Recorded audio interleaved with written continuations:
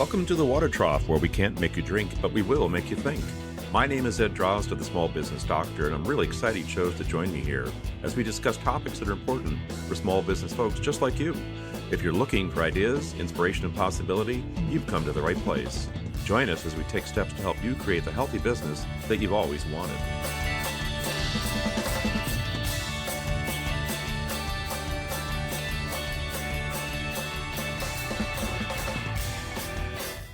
Welcome back to the Water Trough. This is Ed Drozd, the Small Business Doctor. For those of us who are in small business, we always knew that the day would come when we would face problems, challenges in our business. It goes without saying that business problems, challenges will happen in the lifespan of any given business.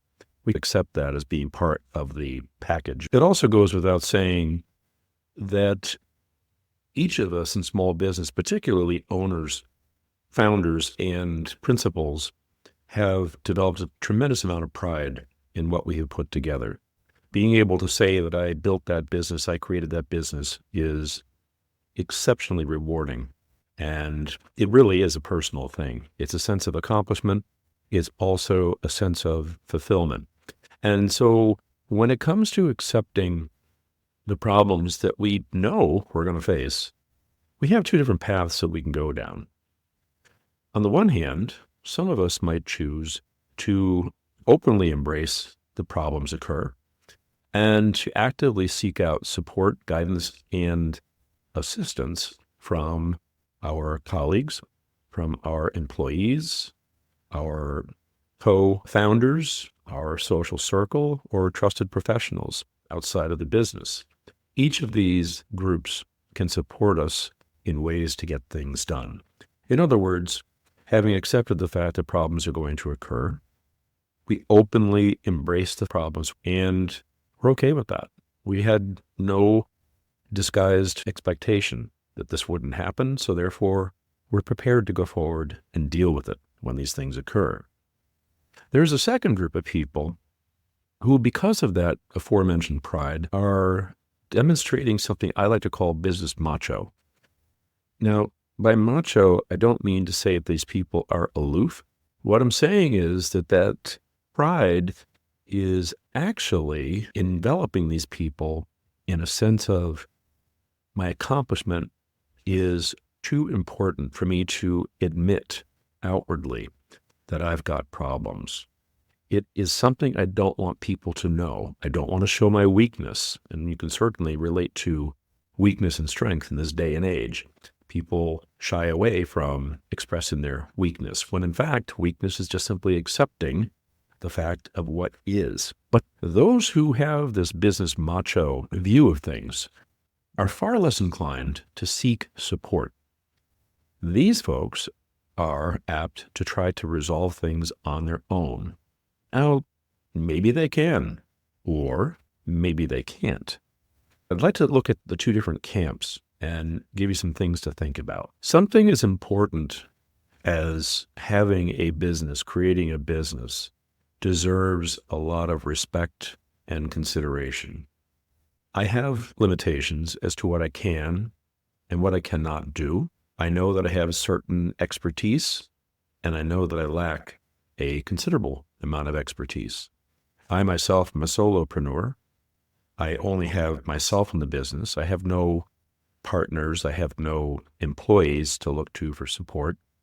But I do recognize that it is easy enough for me to exhaust my own capabilities, and it's important for me to reach out to others, be they in a professional support role or people that I know who have various kinds of qualifications and expertise.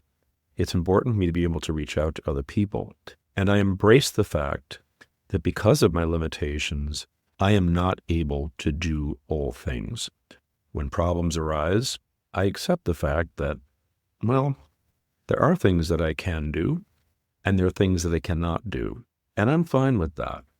I guess you could say that while I'm proud of my accomplishments and I'm content with the fact that I have done what I have done, I'm also realistic about who I am and what is possible. That puts me in the position of being able to accept the guidance, the advice, the support of others. In fact, I actively seek those things. I am unafraid to ask for support, to ask for guidance, to ask for assistance when I need to. It is not, in my opinion, a sign of weakness. It's a sign of strength. Strength as in I am well aware of who I am, what I'm capable of doing, and, maybe more importantly, what the ramifications are of not simply being able to resolve the problem myself. For those that are enveloped in the business macho perspective, it's easy to be self-consuming. There are problems that each of us can resolve. That's great.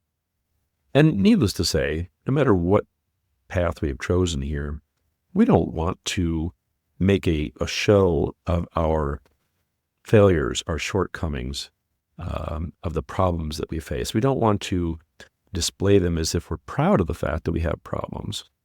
But for those who have a business macho perspective, the idea of putting these things out there is something that they find particularly abhorrent. It's just simply inappropriate.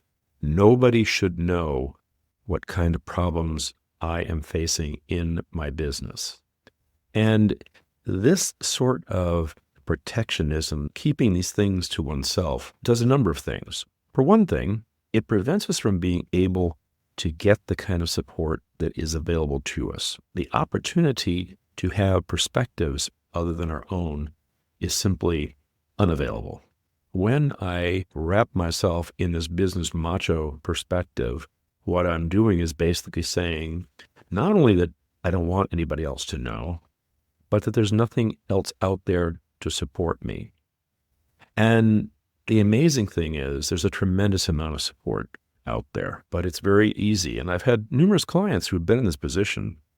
And I say that because after having determined that that business macho wasn't working for them, they then called upon a person like myself, the business coach, to support them. But the idea of trying to fix it on your own when you're not able to do so, when you're dragging out the reality that things are not getting better, that instead of putting out the fire, you're either throwing fuel on the fire or you're having flare-ups in other locations, this is not a successful way to grow or sustain a business. I realize I've taken the liberty here of proposing that we do not follow the course of the business macho. I prefer be more inspiring, but I do hope that expressing both sides of the coin will in fact be inspiring for those of you who are in either camp. For those who feel ill at ease, but nonetheless accept and embrace your shortcomings and are seeking help, don't feel bad.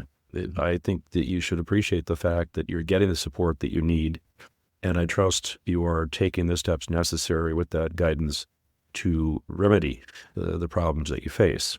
On the other hand, if you are in the business macho camp, I hope you'll also recognize that it's nothing to be ashamed of. The amount of pride that we have as business owners, as business people, is profound, and for some of us, it's really very difficult to conceive of the notion that we're having problems, or still to let anybody else know that. It's a perfectly human construct to go down that path. But I do hope you'll consider, if you're in that camp, that the ramifications are that you may be missing out on opportunity to make things better. It's not a matter of weakness. It's rather a matter of strength found through the recognition that there are limitations to what you can do, and that's perfectly fine. That is the way that we are. So I hope you'll take these things into consideration, whether you are in the camp of accepting and embracing and seeking guidance and help, or if you are in the camp of feeling that that is not the path to go. Either path is perfectly normal, but do give consideration to the outcome. Really, at the end of the day, no matter which path you choose, if you're able to work through those problems effectively, then that's fine. But give credence to both sides of the coin, and don't shame yourself no matter which side of the fence you're on. It really is a distraction from what your true goals are, and that is to build and sustain your business. This is Ed Drozd, the Small Business Doctor, and until next time, I want to wish you a healthy business.